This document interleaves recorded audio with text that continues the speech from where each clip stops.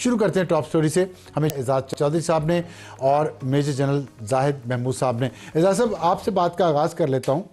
जो खबर आई है और वज़ीर ख़ारजा और डिप्टी प्राइम मिनिस्टर इसहाक डार साहब ने ट्वीट भी किया, कंफर्म कर दिया उन्होंने कि सऊदी वज़ीर ख़ारजा शहज़ादा फैसल बिन फरहान, तुर्किया के वज़ीर ख़ारजा हकान फ़िदान, मिस्र के वज़ीर ख़ारजा डॉक्टर बदर 29 से 30 मार्च तक पाकिस्तान का दौरा करेंगे और पाकिस्तान के जो वज़ीर ख़ारजा हैं वो होस्ट हैं, वो चेयर करेंगे इस मीटिंग को।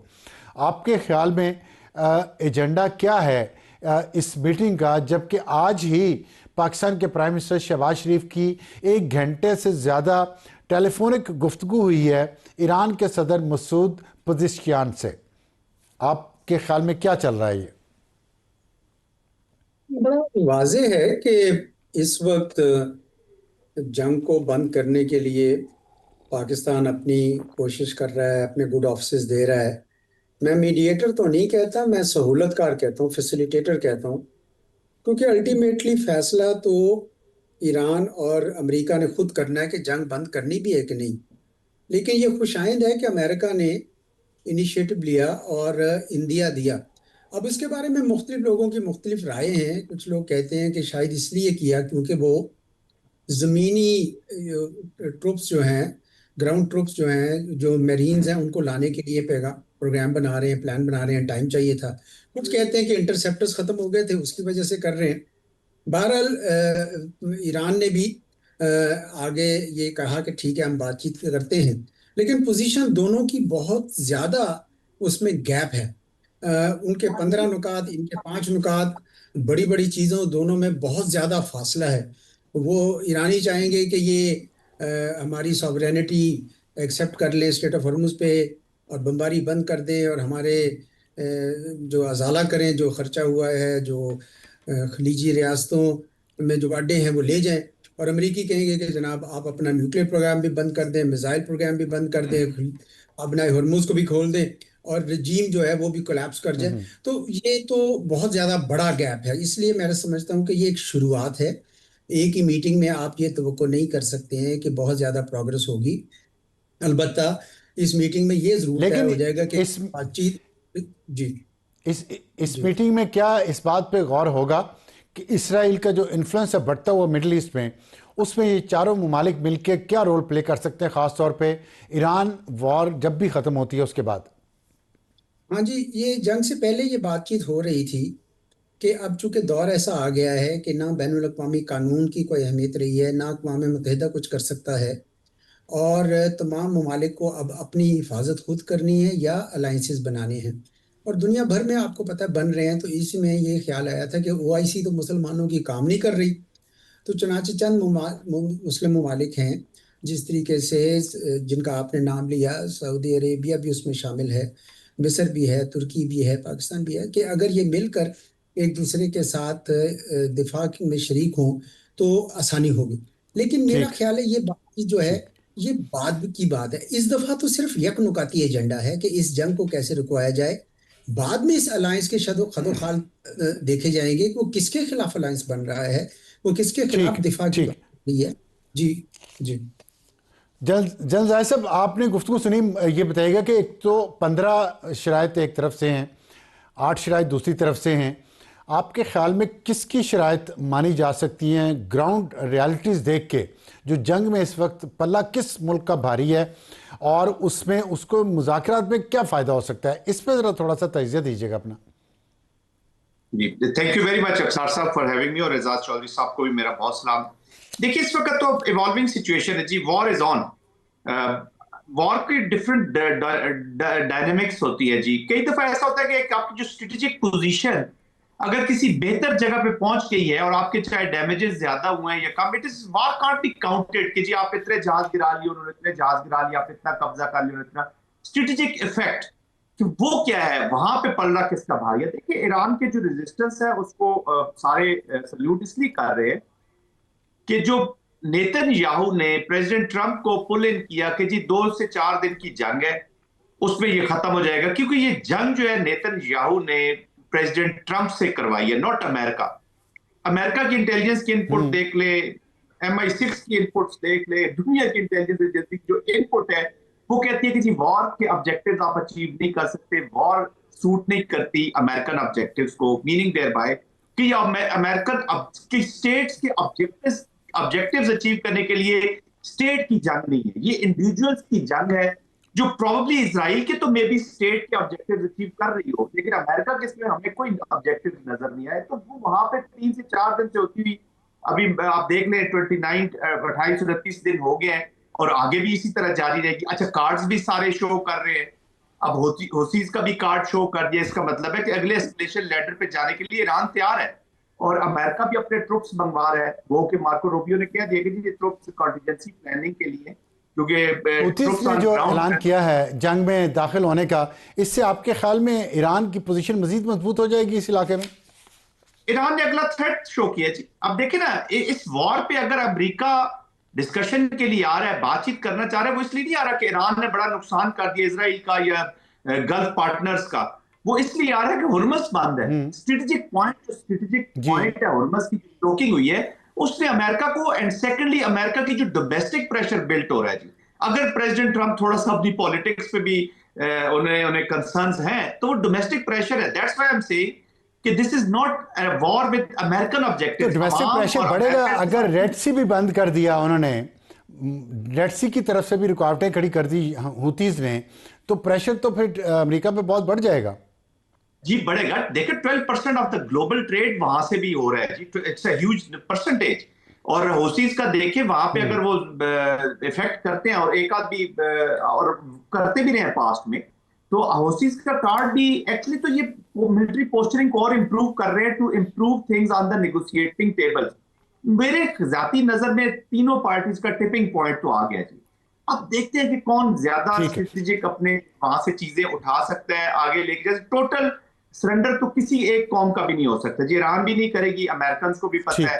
अमेरिकन को अब थोड़ा सा प्रेसिडेंट ट्रंप को आई पर्सनली फील कि अंदाजा हो रहा है कि जो इनपुट इजराइल की तरफ से आई है इस वार के बारे में वो काफी गलत है, और इजराइल इसको थोड़ा सा प्रोलॉन्ग इसलिए करना चाह रहा है, वो चाह रहा है कि एक दो गल्फ कंट्रीज इसमें इन्वॉल्व हो जाए ताकि उसके मकासद जल्दी हल हो जाए। और अगर गल्फ कंट्रीज इन्वॉल्व होती हैं देन अब we also have a situation, फिर तो हालात जो है ना वो अबतरी की तरफ जाएंगे, फिर इट इज नॉट इंप्रूविंग।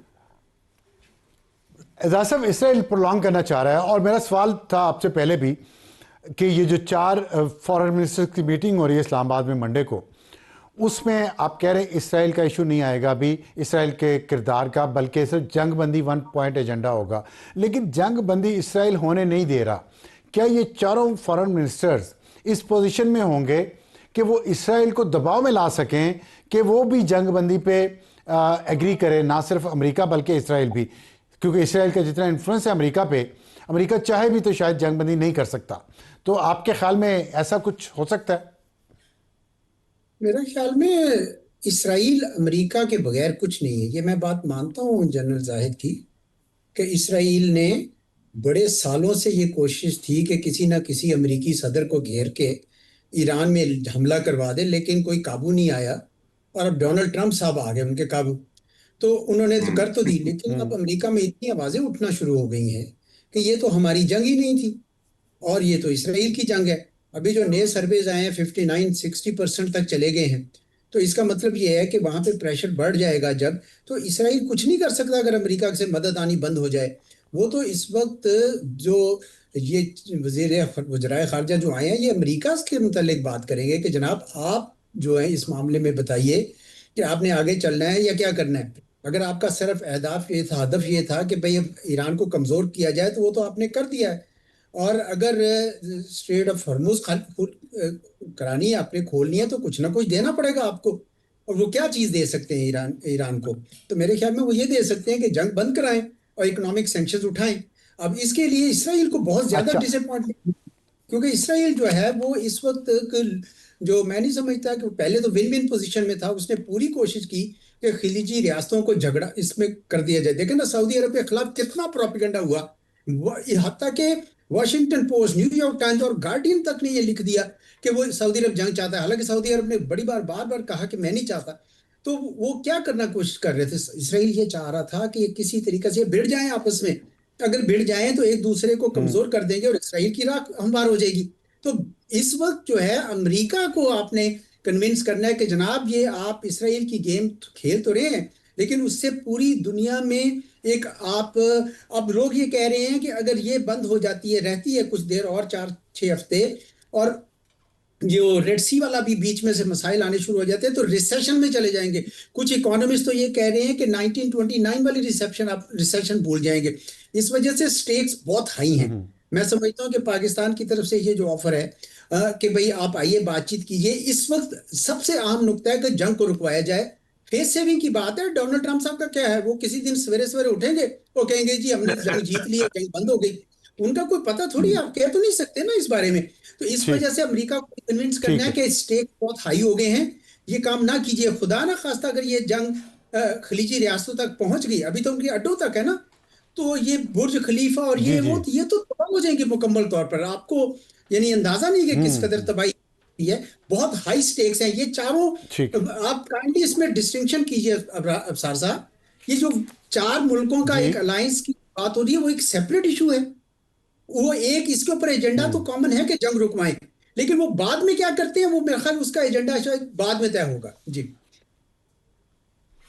जल साहब ये बताइएगा कि अभी जो चौधरी साहब फरमा रहे थे कि ईरान ने जो ईरान को कमज़ोर करना था, ईरान कमज़ोर हो गया। अब अमेरिका किसी दिन भी अनाउंस कर सकता है कि हम जीत गए। आपके ख्याल में ईरान कमज़ोर हुआ है? क्योंकि हॉर्मुज़ पे जंग से पहले तो ईरान का कब्ज़ा नहीं था, या ईरान की मंजूरी से वहाँ से जहाज़ नहीं गुजरते थे। जंग के बाद तो ईरान का कब्ज़ा हो गया उस पर, और उसकी मर्ज़ी चल रही है वहाँ पे। तो कमज़ोर हुआ ईरान जंग से या मजबूत हुआ? देखिए, ईरान जो है जी इस वक्त उसने अपने, वो कहते हैं ना कि तमाम कार्ड्स जो है उसको उन्होंने यूज करने का फैसला कर लिया हुआ है, and they will not go down without fighting. और अभी एक स्टेट होसीज का कार्ड आपके सामने आ गया कि किस तरीके से उन्होंने उसको शो केस किया, और उस खुदा ना खास्ता ये आगे जाता है, ट्रांसेंड करता है, तो वो फिर जो गल्फ कंट्रीज के जो वाटर के फैसिलिटीज है वहां तक भी चला जाएगा। That will also create a situation. तो बिल्कुल ईरान के पास अभी भी कुछ कार्ड ऐसे मौजूद हैं।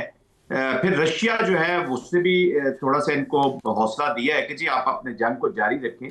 आई डोंट नो एग्जैक्टली, मेरे पास इंफॉर्मेशन नहीं है कि वहां से क्या उनको सपोर्ट मिल रही है, बट उनका कॉन्फिडेंस ये बताता है कि they have a little cards with them. ये ऐसे नहीं है कि वो एकदम ही कोलैप्स कर जाएंगे।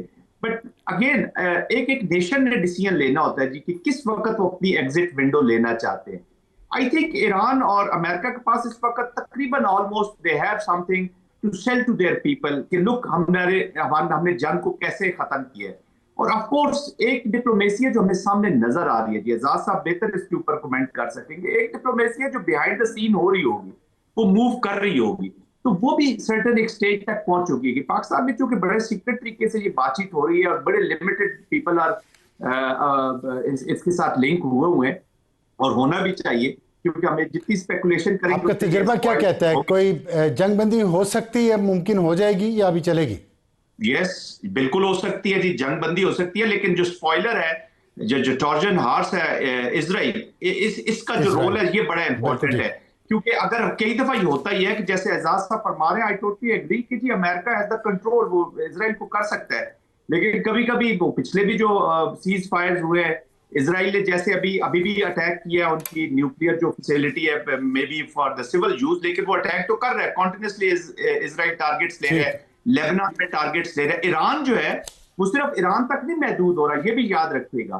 जो लेबनान में या जिनके एलिमेंट्स के ऊपर जो अटैक हो रहा है, ईरान उसको भी अपनी जंग समझ रहा है, इसलिए तो अपनी शराइत में उसने उन अवामिल को भी शामिल किया है, तो उनके खिलाफ भी फिर आपको जंग करनी होगी। और अपना एक तो ईरान उनसे आइसोलेट होकर नहीं अपनी पॉलिसी चला रहा है। बहुत शुक्रिया जनरल जाहिद साहब, एजाज चौधरी साहब।